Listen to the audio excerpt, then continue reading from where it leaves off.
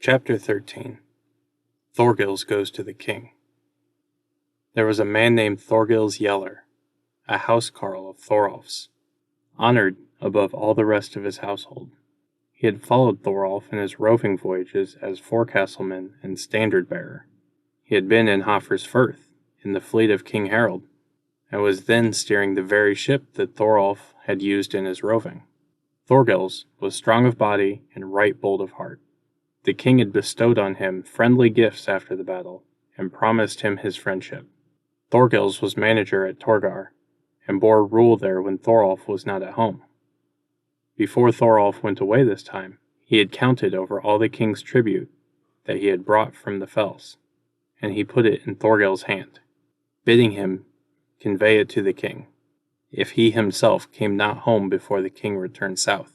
So Thorgils made ready a large ship of burden belonging to Thorolf, and put the tribute on board, and taking about 20 men, sailed southwards after the king, and found him in Naumdale.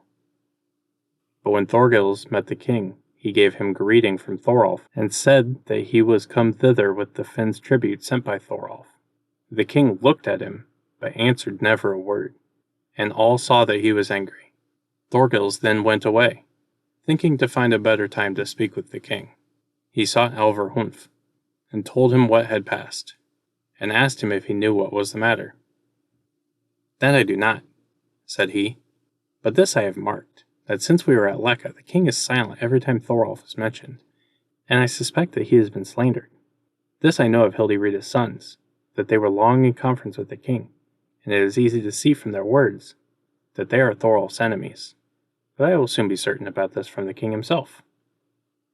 Thereupon Alvar went to the king, and said, "Here is come Thorgils Yeller, thy friend, with the tribute which is thine, and the tribute is much larger than it has been before, and far better wares.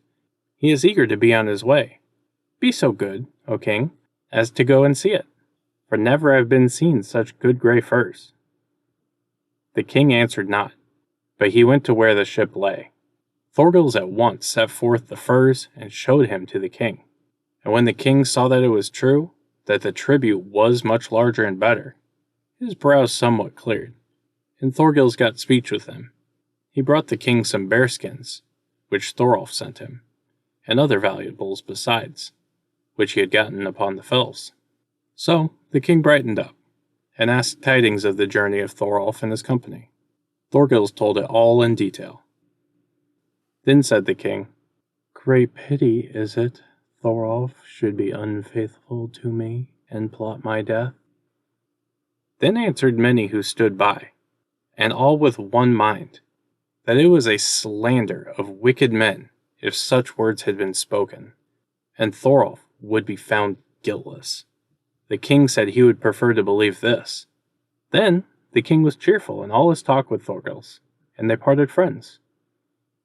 But when Thorgils met Thorolf, he told him all that had happened,